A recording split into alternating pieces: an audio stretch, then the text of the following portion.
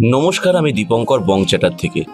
আর আজকে বিভূতিভূষণ বন্দ্যোপাধ্যায় রচিত আদর্শ হিন্দু হোটেলের ৭ম পর্ব। হাজারি ঠাকুরের হিন্দু হোটেল তো প্রতিষ্ঠা হলো, কিন্তু স্বপ্ন পূরণ হয়ে গেলেই কি সব শেষ? ব্যবসা করতে কত প্রতিকূলতা সামনাসামনি হতে হয় সেটাও তো দেখতে হবে। আসুন আজকের আদর্শ হিন্দু হোটেলের ৭ম পর্বে শোনা যাক হাজারি ঠাকুর এই প্রতিকূলতা সামনাসামনি কেমনভাবে করছেন। শুরু হচ্ছে আদর্শ হিন্দু হোটেল ৭ম পর্ব।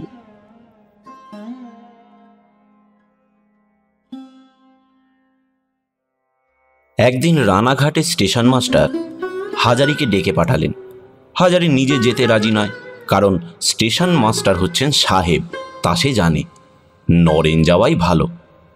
অবশেষে তাকেই যেতে হলো। নরেন তার সঙ্গে গেল।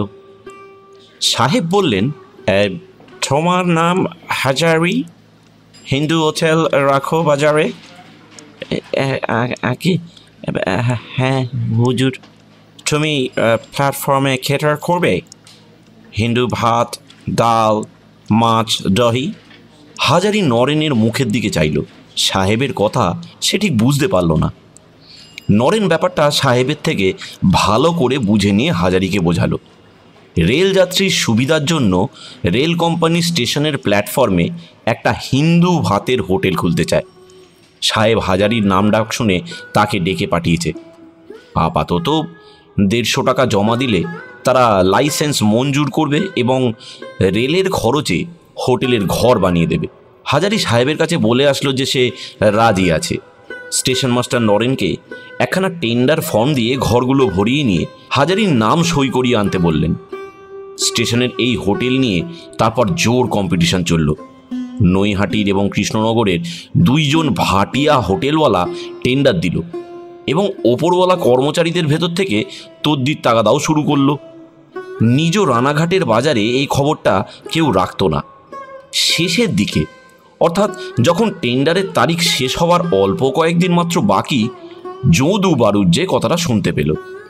স্টেশনের একজন ক্লার্ক যদুর হোটেলে খায়। সেই কি করে জানতে পেরে যদুকে বলল, একটু চেষ্টা করুন না, আপনি টেন্ডারটা দিন, হয়ে যেতে পারে।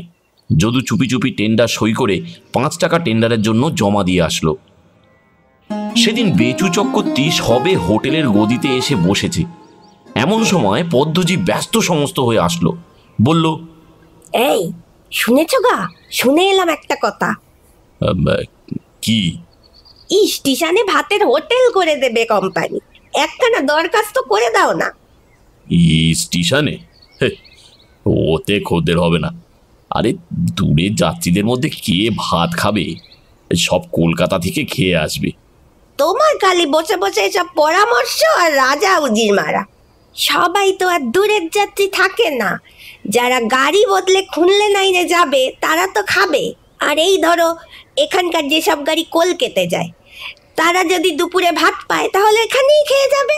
শুনলাম বারুজ্জে মশাই নাকি দরখাস্ত জমা দিয়েছে ৫ টাকা দিয়ে। বেচু চক্রবর্তীর চমক ভাঙল। যদু বাড়ুজ্জে যদি দরখাস্ত দিয়ে থাকে তবে এ দুধে স্বর আছে, কারণ যদু বাড়ুজ্জে ঘুঘু হোটেলওয়ালা। পয়সা আছে না বুঝলে সে টেন্ডারের ৫ টাকা জমা দিত না। বেচু বলল, তাহলে যাই একবার, কি বলো? হ্যাঁ, দরখাস্তটা দিয়ে আসি তবে নাকি? ওই কিরানি বাবুদের কিছু খাইয়ে এসো গে, নইলে কাজ আবার হবে না। আমাদের হোটেলে সেই যে শশধর বাবু খেত, তার শালা স্টেশনের মাল বাবু, তার কাছে সুলভ সন্ধান নিও। না করলে চলবে কি করে? এ হোটেলের অবস্থা দেখে দেখে তো হাত পা দিনে দিনে পেটের ভেতর সিদিয়ে যাচ্ছে। কেন? ও বেলা খদ্দের তো মন্দ ছিল না। ওকে ভালো বলে না কর্তা। ১৭ জন থার্ড ক্লাসে আর ৯ জন বাদা খদ্দেরের টাকা দিচ্ছে, তবে হোটেল চলছে, নইলে বাজার হতো না। মুদি ধার দেওয়া বন্ধ করবে বলে শাসিয়েছে, তারই বা দোষ কি? ১০০ টাকার ওপর বাকি। টেন্ডারের দরখাস্ত দিতে গেলে এখনই ৫টা টাকা চাই। আর তবিলে আছে দেখছি ১ টাকা ১৩.৫ আনা মোট। ও বেলার ধরুন, তার মধ্যে কয়লার দাম দেব বলা আছে ও বেলা। কয়লাওয়ালা এলো বলে। টাকা কোথায়? পদ্মজি একটু ভেবে বলল, ও থেকে 1 টাকা নাও এখন, আর আমি 4 টাকা জোগাড় করে এনে দিচ্ছি। আমার লবঙ্গ ফুল থাকে এ পাড়ায়, তার কাছ থেকে। কয়লাওয়ালাকে আমি বুঝিয়ে বলবো খন। বুঝিয়ে রাখবে কি? সে টাকা না পেলে কয়লা বন্ধ করবে বলছে। তুমি 5 টাকায় এনে দাও। সন্ধ্যার আগে বেচুও গিয়ে টেন্ডার দিয়ে আসলো। পদ্মজি সাগ্রহে গদির ঘরের ধারে অপেক্ষা করছিল। এখনো খরিদ্দার আসা শুরু হয়নি। বলল, হয়ে গেল কর্তা? কি শুনে এলে গো? হয়ে যাবে এখনই। হ্যাঁ, ছেলের হাতের পিঠে বুঝি। তবে খুব লাভের কাণ্ড, যা শুনে এলাম। যদু পাকালো, নইলে কি আর দরখাস্ত দেয়? আমি আগে বুঝতে পারিনি। এই তো দেখছি মোটা লাভের ব্যবসা। এই স্টেশনের ক্ষেত্রবাবু আমার এখানে খেত, মনে আছে? সে আবার বদলি হয়ে এসেছে এইখানেই। সেই বললে যাত্রীরা রেলের বড় অফিসে দরখাস্ত করেছে, আমাদের নাকি খাওয়ার কষ্ট।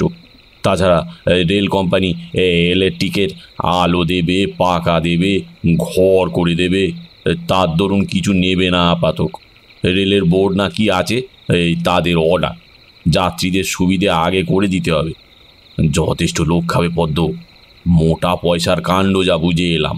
পদ্মজি বলল, জোড়া পাটা দিয়ে পুজো দেব সিদ্ধেশ্বরী তলায়, যেন হয়ে যায় বাবা কাজটা। তুমি কাল গিয়ে ওদের কিছু খাইয়ে দিয়ে এসো। বলি, যদু বাড়ুর যে টের পেলে কি করে? ওসব ঘুঘু লোক, ওদের কথা ছাড়ান দাও। ক্রমে এই সম্বন্ধে অনেক রকম কথা শোনা গেল। স্টেশনের প্ল্যাটফর্মে দেখা গেল রেলের তরফ থেকে একটি চমৎকার ঘর তৈরি হয়েছে। আসবাবপত্র, আলমারি, টেবিল, চেয়ার দিয়ে সেটাকে সাজানো হবে। এইসব নাকি কোম্পানিই করবে। এই সময় একদিন যদু বাড়ুজ্জেকে হঠাৎ তাদের গদি ঘরে আসতে দেখে বেচু ও পদ্মজি দুজনেই আশ্চর্য হয়ে গেল। যদু বাড়ুজ্জে হোটেলওয়ালাদের মধ্যে সম্ভ্রান্ত ব্যক্তি, কুলীন ব্রাহ্মণ, মাটি ঘরার বিখ্যাত বাণুজ্য বংশের ছেলে। কখনো সে কারো দোকানে বা হোটেলে গিয়ে হাউ হাউ করে বকে না, গম্ভীর মেজাজের মানুষটি। বেচু চক্রবর্তী যথেষ্ট খাতির করে তাকে বসালো, তামাক সাজিয়ে হাতে দিল। যদু বাড়ুজ্জে কিছুক্ষণ তামাক টেনে এক মুখ ধোঁয়া ছেড়ে বলল, তারপর এসেছি একটা কাজে চক্রবর্তী মশাই। তা বলছি, হোটেল চলছে কেমন? আর তেমন নেই বাণিজ্য মশাই। ভাবছি তুলে দিয়ে আর কোথাও যাই। খদ্দের পত্তর সেরকম নেই আর।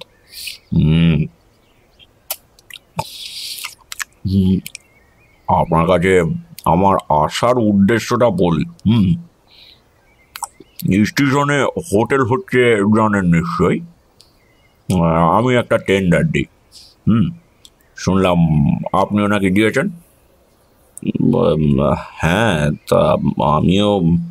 বেশ বেশ বেশ, তো বলি শুনুন, নৈহাটির একজন ভাটিয়া নাকি বড্ড তোড়জোড় করছে। তারই হয়ে যাবে, মোটা পয়সার কারবার হবে হোটেলটা, বুঝলে? আসাম মেল, শান্তিপুর, বনগা, ডাউন চানকা মেল, এইসব প্যাসেঞ্জার খাবে আর কি। তাছাড়া ঠাউকো লোক খাবে, ভালো পয়সা হবে এতে। একটা কাজ করে আসুন, আপনি আর আমি দুজনে মিলে দরখাস্ত দিই যে রানাঘাটের আমরা স্থানীয় হোটেলওয়ালা, আমাদের ছেড়ে ভাটিয়াদের কেন দেওয়া হবে হোটেল। স্থানীয় হোটেলওয়ালারা মিলে একসঙ্গে দরখাস্ত করেছে, এতে জোর দাঁড়াবে আমাদের খুব।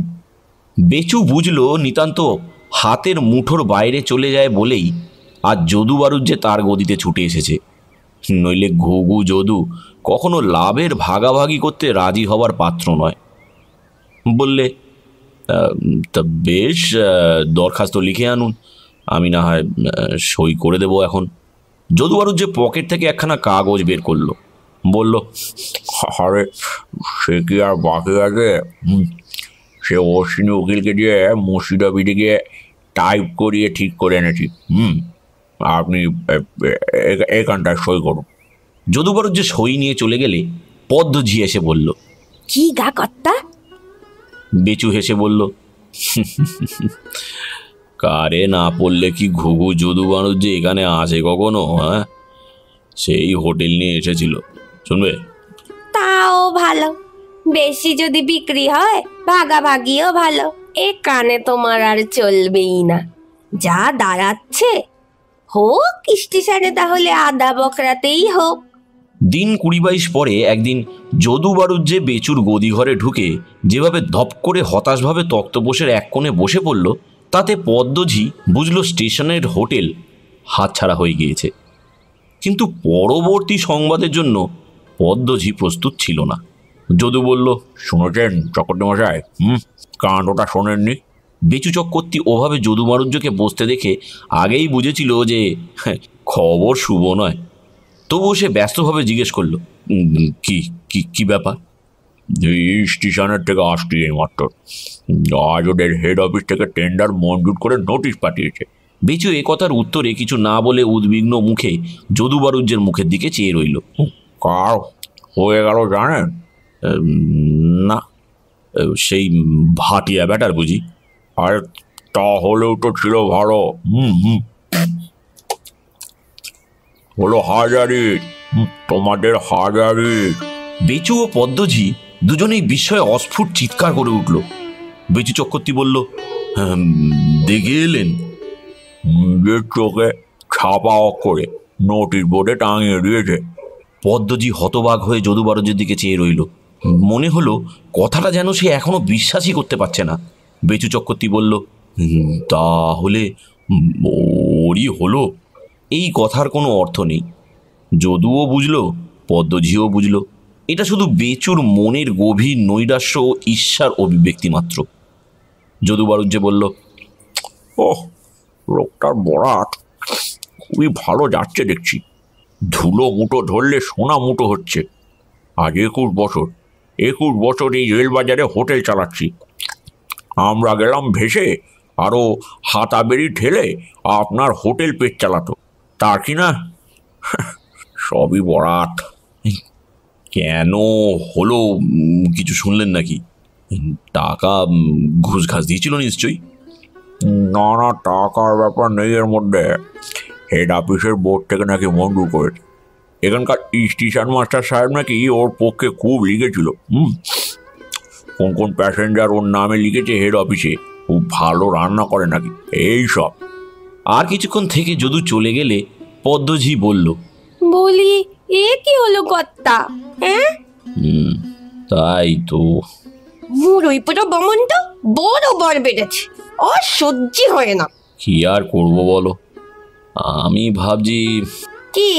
কাল একবার হাজারির হোটেলে আমি যাই। কেন, কোন দুঃখে? ওকে বলি আমার হোটেলে তুমি অংশীদার হও, রেলের হোটেলের কিছু অংশ আমাকেও দাও। পদ্মজি ভেবে বলল, কথাটা অবশ্য মন্দ নয়, তবে যদি তোমায় না দিতে চায়? আমাকে খুব মানে কি না, তাই বলছি। এ না করলে আর উপায় নেই পদ্ম, হোটেল আর চালাতে পারবো না। এক রাস দেনা, খরচে আয় আর কুলোয় না, এ আমায় করতেই হবে। পদ্মঝির মুখে বেদনার চিহ্ন পরিস্ফুট হলো। বলল, যা ভালো বোঝো করো কর্তা, আমি আর কি বলবো বলো। কিছুক্ষণ পরে যদু বাড়ুজ্জে আবার বেচুর হোটেলে এসে বসলো। বেচু চক্রবর্তী খাতির করে তাকে চা খাওয়ালো, তামাক সাজিয়ে হাতে দিল। তামাক টানতে টানতে যদু বলল,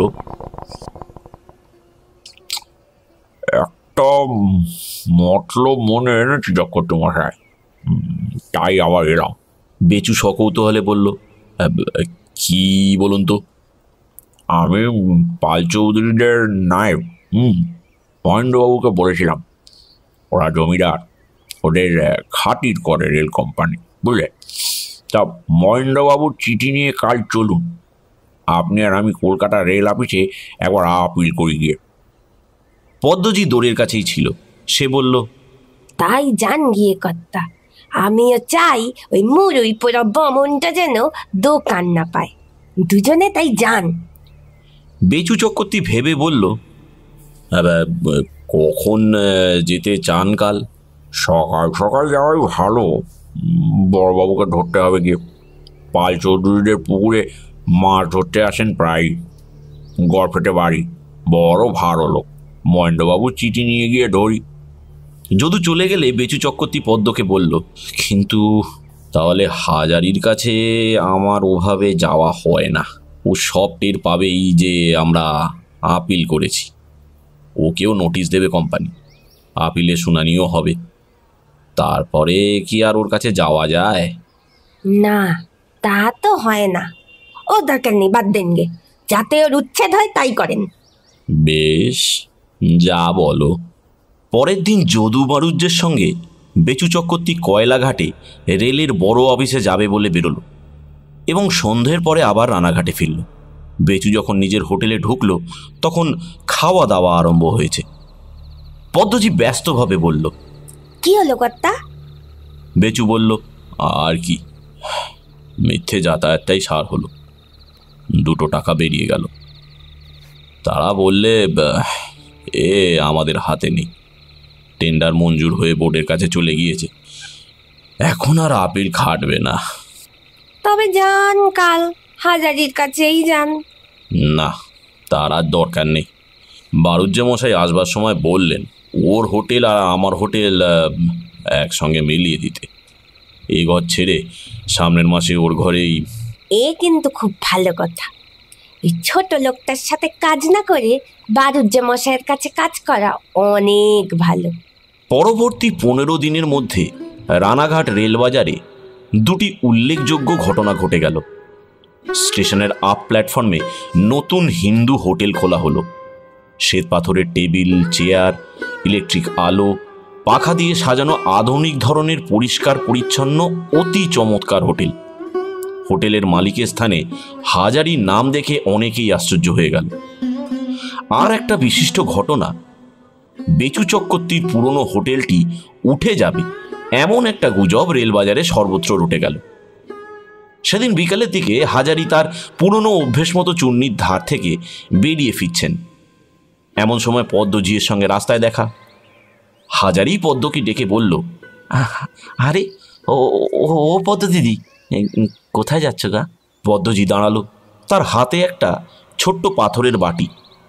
সম্ভবত কাছেই কোথাও পদ্মজির বাসা। হাজারি বলল, বাটিতে বাটিতে কি পদ্ম দিদি? একটু দাম বল, দই পাতবো বলে গোয়ালা বাড়ি থেকে নিয়ে যাচ্ছি। তারপর, ভালো আছো? তা মন্দ নয়। তুমি ভালো আছো ঠাকুর? এখানেই কাছেই থাকো বুঝি? এ কথার উত্তরে পদ্মজি যা বলল হাজারি তার জন্য আদৌ প্রস্তুত ছিল না। বলল, এসো না ঠাকুর, আমার বাড়িতে একবার এলেই হয়। তা বেশ বেশ, চলোই না পদ্ম দিদি।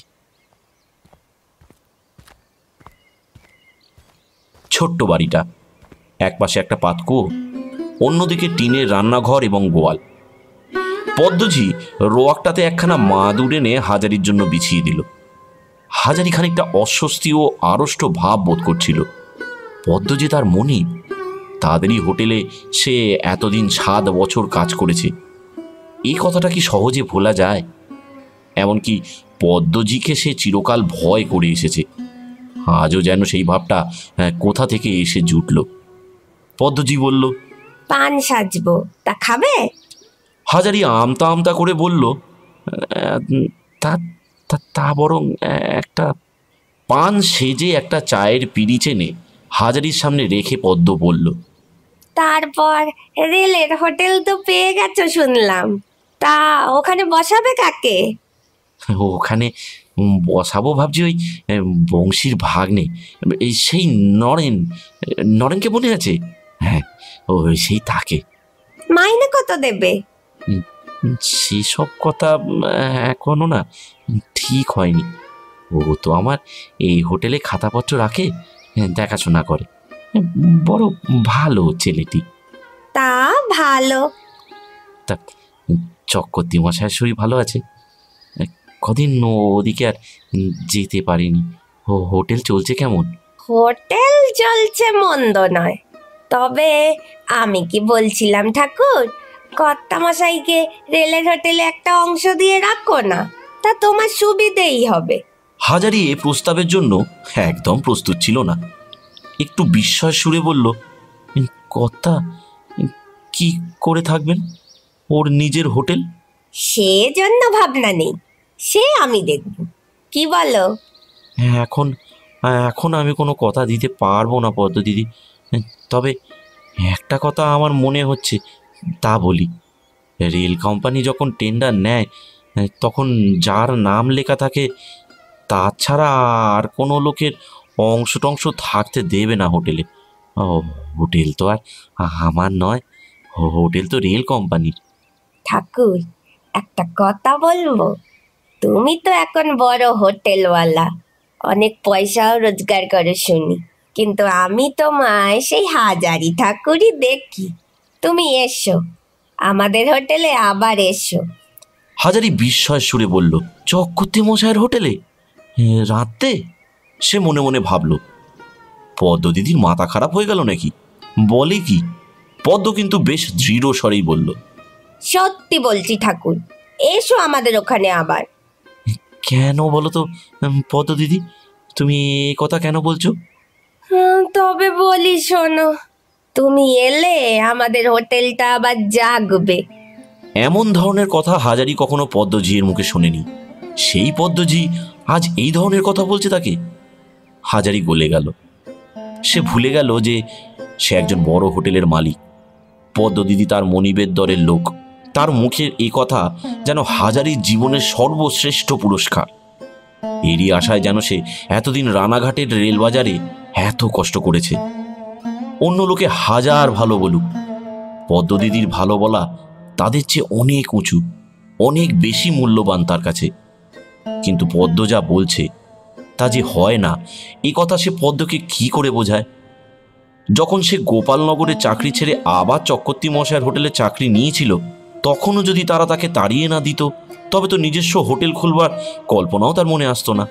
ওদের হোটেলে আবার চাকরি পেয়ে সে মহা সৌভাগ্যবান মনে করছিল নিজেকে। কেন তাকে তারা তাড়িয়ে দিয়েছিল? এখন আর হয় না। এখন যে সে নিজের মালিক নয়, কুসুমের টাকা ও অতসীমার টাকা হোটেলে খাটছে।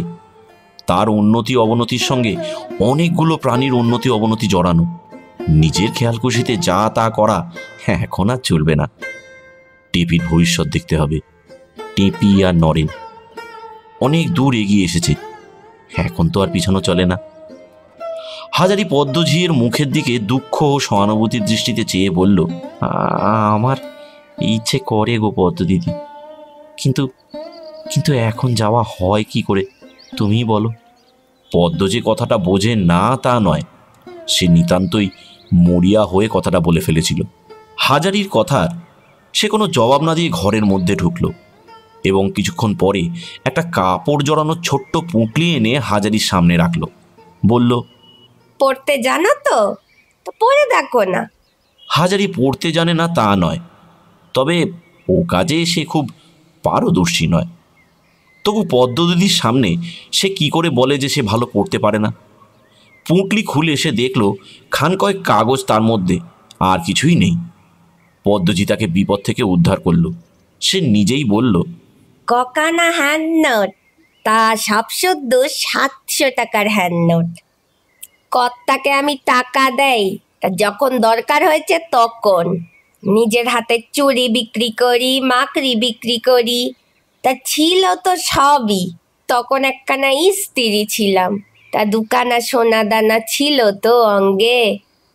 হাজারি বিস্মিত হয়ে বলল, তুমি টাকা দিয়েছিলে পদ্ম দিদি? দেয়নি তো, কার টাকায় হোটেল চলছিল এতদিন? যা ছিল সব তোর পেছনেই খুঁয়েছি। কিছু টাকা পাওনি? পেটে খেয়েছি শুধু। ওই আমি, আমার বোনজি আর আমার এক দেওরপো, এই পর্যন্তই। তবে পয়সা যে একেবারে পাইনি তা নয়, তবে কত আর হবে তা। বোনজির বিয়েতে কর্তামশাই 100 টাকা দিয়েছিলেন, তা তো আজ থেকে 7 বছর আগের কথা। 700 টাকার সুদ, ধরো কত হয়। টাকা অনেক দিন দিয়েছিলে? আজ 9 বছর হলো এই 100 টাকা ছাড়া একটা পয়সা পাইনি।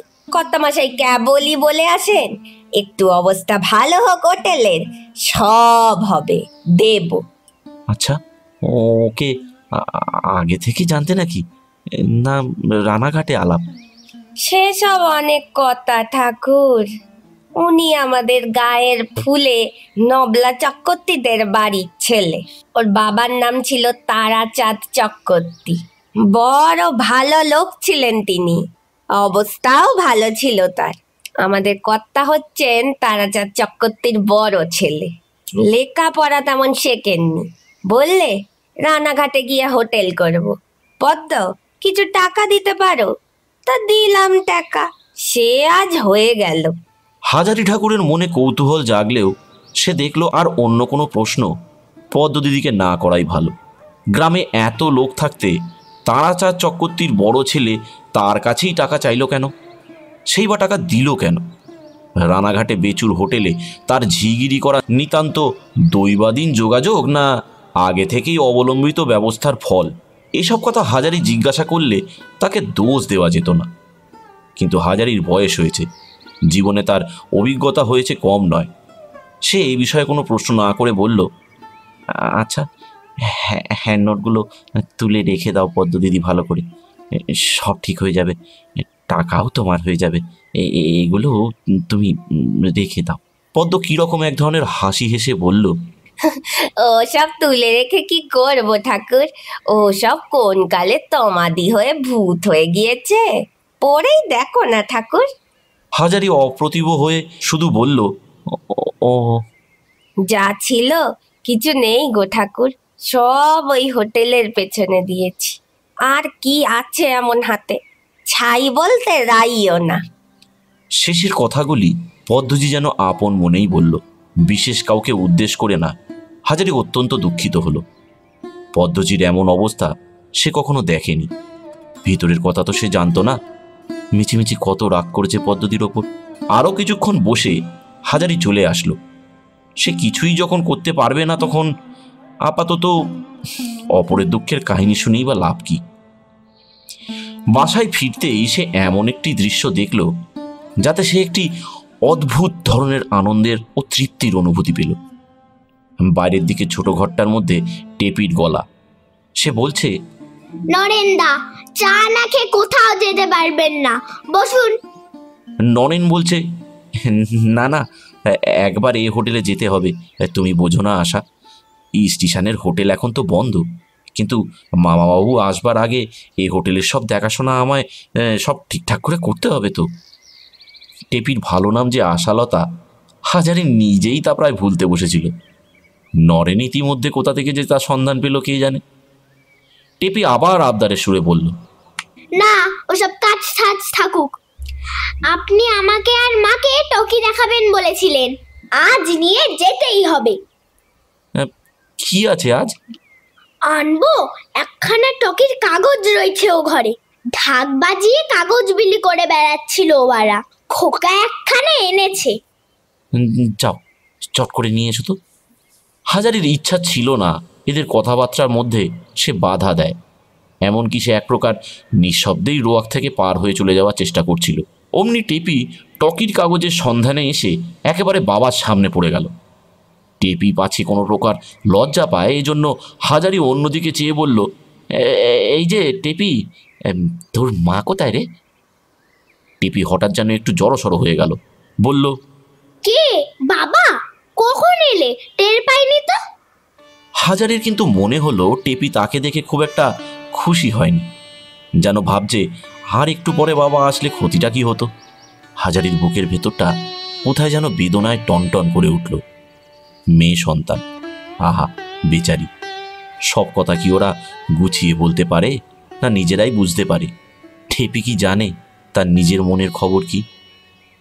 হাজারি বলল, আমি এখনই হোটেলে বেরিয়ে যাব টিপি, বেলা 5টা বেজে গিয়েছে, আর থাকলে চলে না, এক গ্লাস জল বরং আমায় এনে দে। ও ঘর থেকে নরেন ডেকে বলল, মামাবাবু কখন এলেন? হাজারি যেন আগে নরেনের কথাবার্তা শুনতে পায়নি, বা এখানে নরেন যে আছে সে বিষয়ে সে কিছুই জানতো না। এইরকম একটা ভাব করে সে বলল, কে নরেন?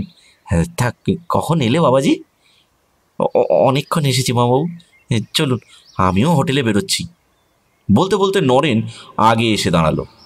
হাজারি বলল, একটু একটু জল টল খেয়ে যাও না, হোটেলে এখন তোমার মধ্যে গিয়েই বা কি হবে। বসো বসো বরং। টেপি, তোর নরেন্দার জন্য একটু চা। না না না, থাক মাবাবু, ও হোটেলে তো চা এমনি হবে এখন।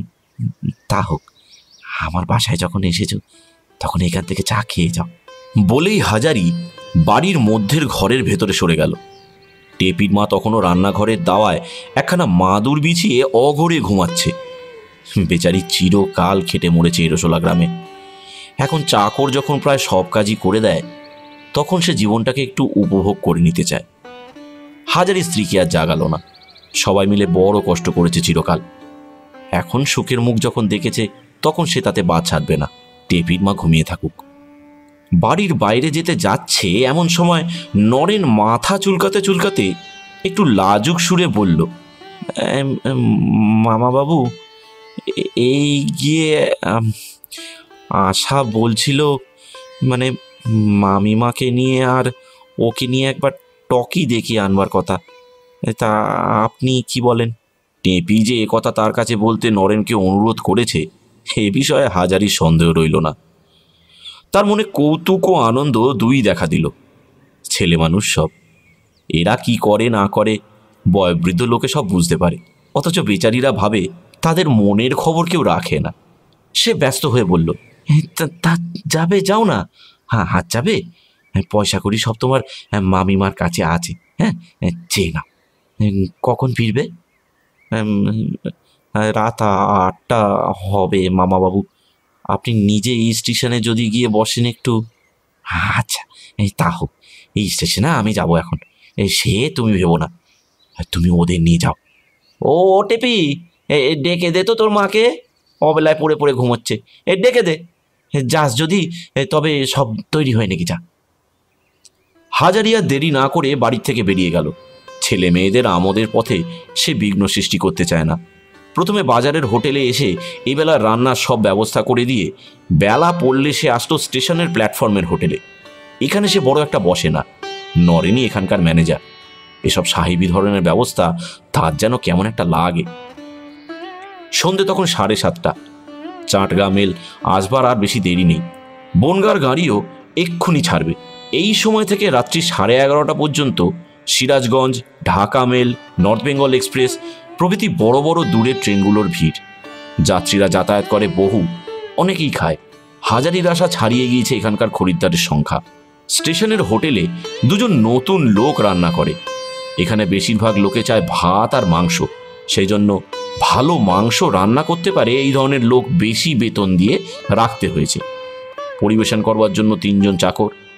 একদিন ভিড় এত বেশি হয় যে ও হোটেল থেকে পরিবেশনের লোক আনাতে হয়। হাজারিকে দেখে পাচক ও ভৃত্যেরা একটু সন্ত্রস্ত হয়ে উঠল। সকলেই জানে হাজারি আসলে তাদের মনিব, নরেন তো ম্যানেজার মাত্র। তারা এও ভালো জানে যে হাজারির পদতলে বসে তারা এখন 10 বছর রান্না কাজ শিখতে পারে। সুতরাং হাজারিকে শুধু তারা যে মনিব বলে সমীহ করে তা নয়, ওস্তাদ কারিগর বলেও শ্রদ্ধা করে। একজন রাঁধুনির নাম সতীশ দিঘড়ি। বাড়ি হুগলি জেলার কোন এক পাড়া গায়ে। রাড়ি শ্রেণীর ব্রাহ্মণ, খুব ভালো রান্নার কাজ জানে। আগে ভালো ভালো হোটেলে মোটা মাইনের কাজ করেছে। এমনকি একবার জাহাজে সিঙ্গাপুর পর্যন্ত গিয়েছিল। সেখানে এক শিখ হোটেলেও কিছুদিন কাজ করেছে। সতীশ নিজে ভালো রাঁধুনি বলেই হাজারির মর্ম খুব ভালো করেই বোঝে এবং তাই যথেষ্ট সম্মান করেও চলে। হাজারি তাকে বলল, কি দিগড়ি মশাই, রান্না সব তৈরি হলো? সতীশ বিনীত সুরে বলল, একবার দয়া করে আসুন না কর্তা, মাংসটা একবার দেখুন তো। ও আর আমি কি দেখব, আপনি যেখানে রয়েছেন। অমন কথা বলবেন না কর্তা, অন্য কেউ আপনাকে বোঝে না বোঝে, আমি তো আপনাকে জানি। এসে একবার দেখিয়ে যান না। হাজারি রান্নাঘরে গিয়ে কড়াই মাংসের রং দেখে বলল, রং এইরকম কেন দিগড়ি মশাই? সতীশ উৎফুল্ল হয়ে অপর রাঁধুনিকে বলল, কিরে, বলেছিলাম না কার্তিক, হ্যাঁ, কর্তা চোখে দেখলেই ধরে ফেলবেন। কুদের মুখে বাঁক থাকে কখনো? এই কথা, এই যদি কিছু মনে না করেন, কি দোষ হয়েছে আপনাকে কিন্তু আজকের ধরে দিতে হবে।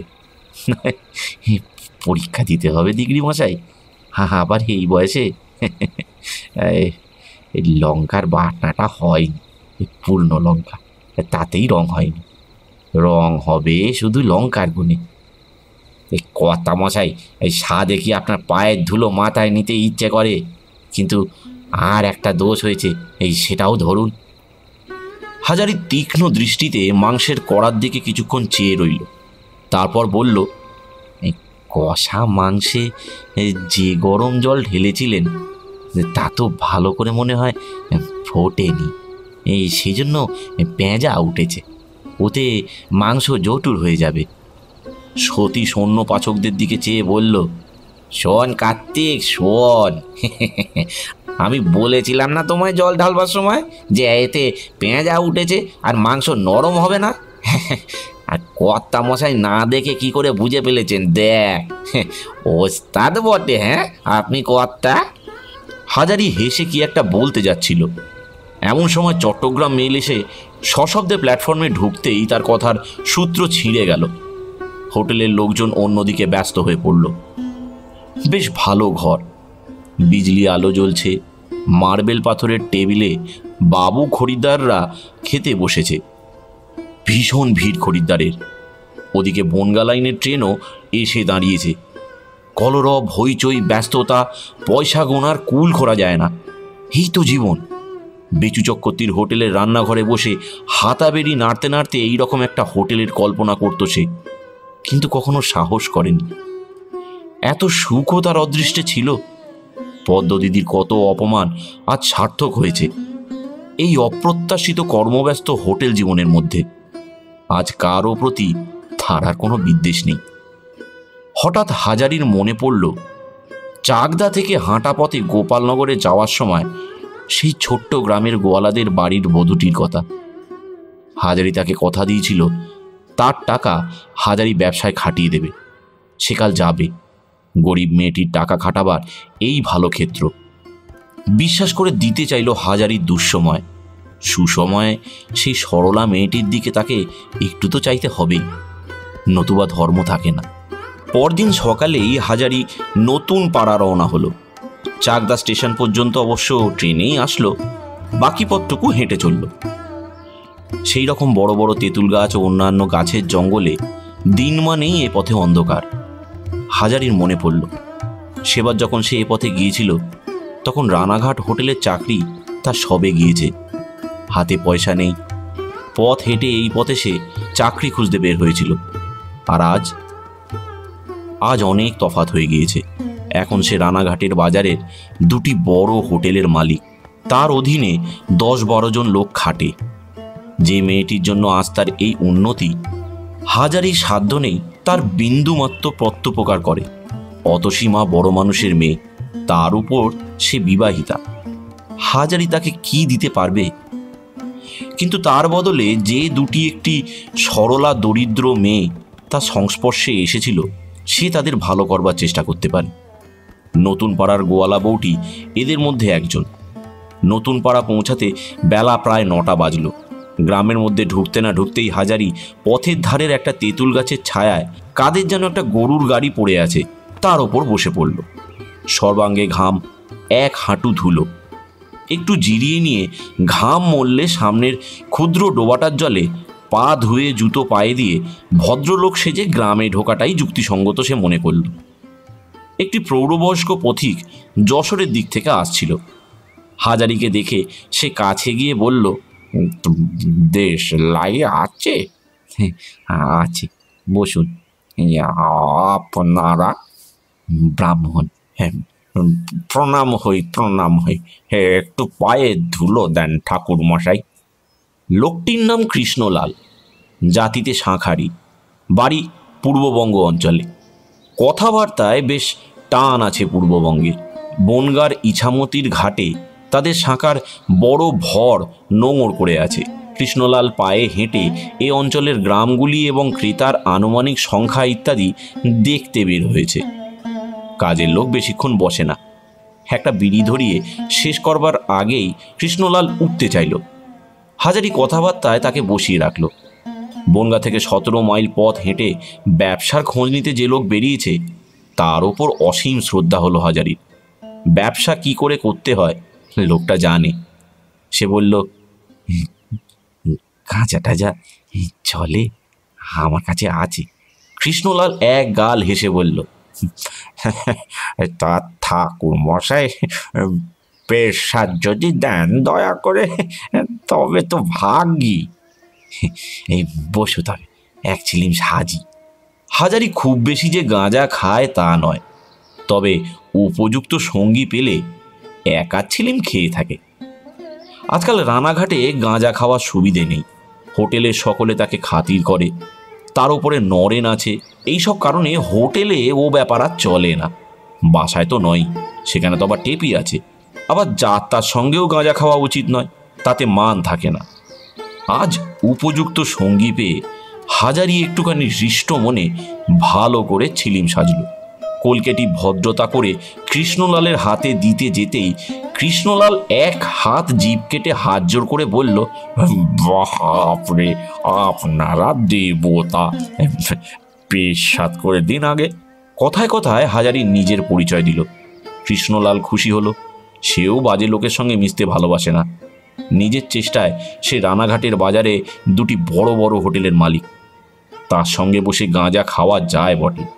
হাজারি বলল, রানাঘাটে তো যাবে, আমার হোটেলেই উঠো। রেল বাজারে আমার নাম বললেই সবাই দেখিয়ে দেবে।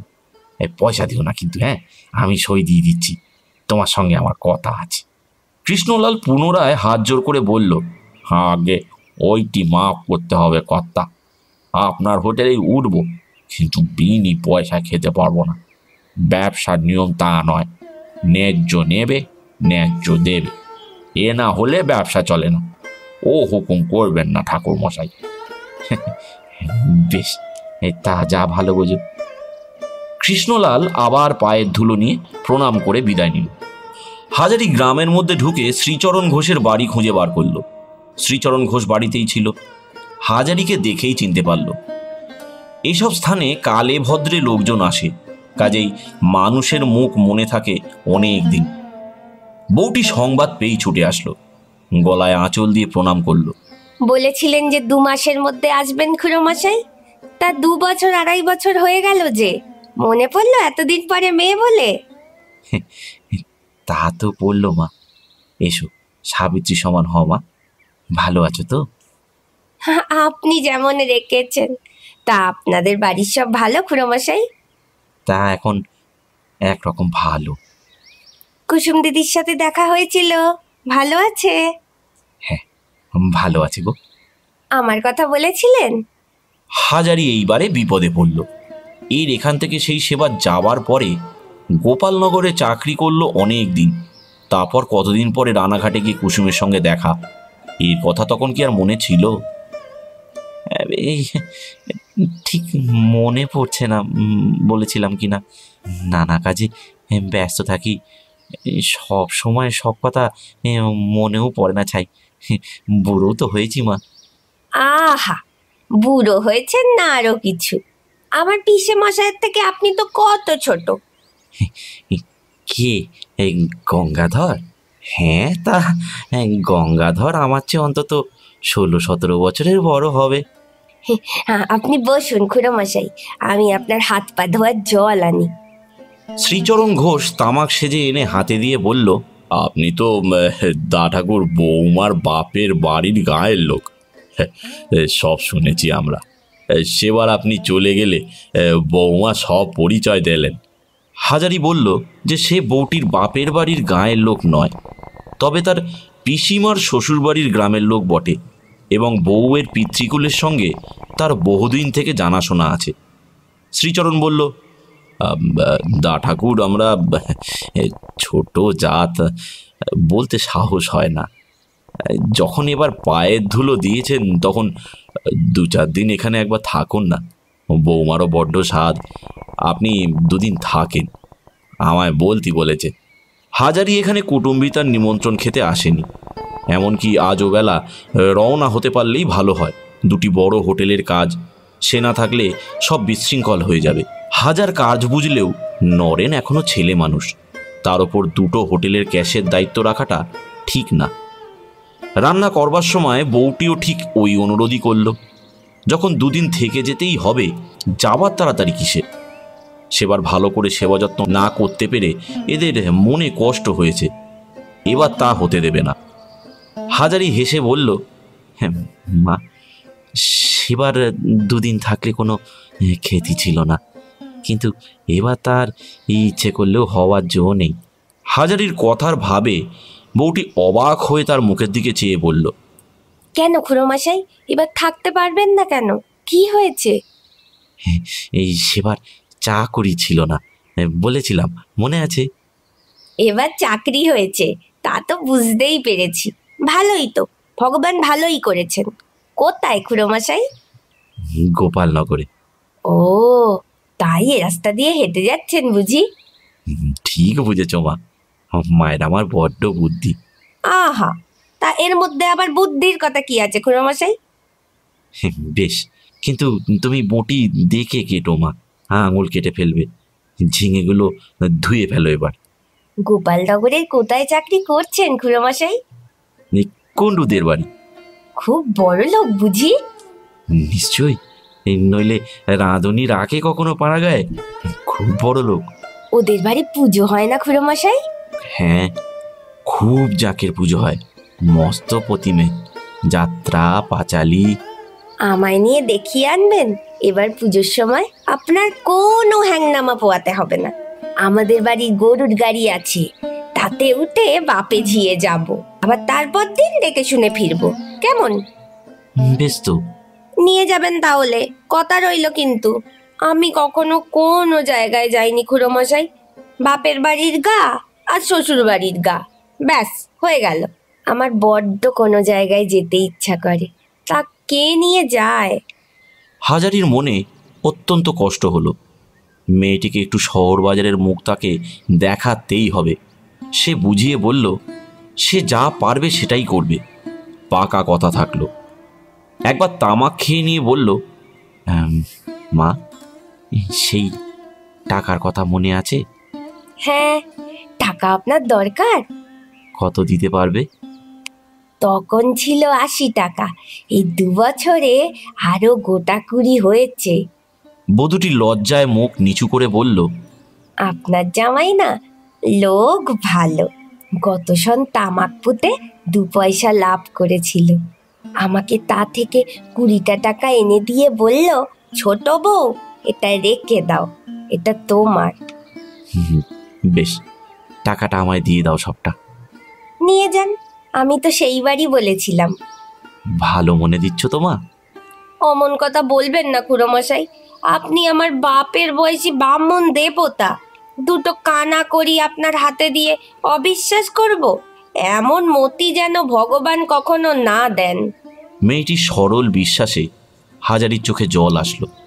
বলল, বেশ, তাই দিও। সুদ কিরকম নেবে বলো? আপনি যা দেবেন, আমাদের গায়ে টাকায় 2 পয়সা রেট। তাই পাবে আমার কাছে। হাজারি খেতে বসে কেবলই ভাবছিল, মাত্র 100 টাকার মূলধনে মেয়েটিকে সে এমন কিছু বেশি লাভের অংশ দিতে পারবে না। অংশীদার সে করে নেবে তাকে নিশ্চয়ই, কিন্তু 100 টাকায় কত আর বার্ষিক লাভ বাড়বে? হাজারির ইচ্ছে মেয়েটিকে সে আরও কিছু বেশি করে দেয়। রেলওয়ে হোটেলের অংশে যে অন্য কারো নাম থাকবার জো নেই, নইলে ওখানকার আয় বেশি হতো বাজারের হোটেলের চেয়ে। খাওয়া দাওয়ার পর অল্পক্ষণ মাত্র বিশ্রাম করেই হাজারি রওনা হলো। যাওয়ার আগে বউটি হাজারিকে 100টা টাকা গুনে দিল। হাজারি রানাঘাট থেকে একখানা হ্যান্ডনোট একেবারে টিকিট মেরেই এনেছিল, কেবল টাকার অঙ্কটা বসায়নি। সেইটা বসিয়ে নাম সই করিয়ে নিল। হাজারির অত্যন্ত মায়া হলো মেয়েটির ওপর।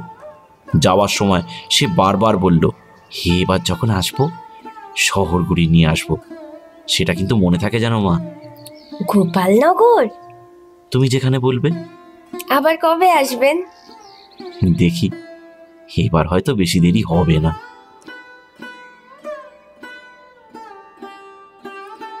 আজ এই পর্যন্তই। আদর্শ হিন্দু হোটেলের আগামী পর্ব আমরা খুব তাড়াতাড়ি নিয়ে আসব। ততদিন অপেক্ষা করবেন। এবং সাবস্ক্রাইব করবেন বং চ্যাটারে।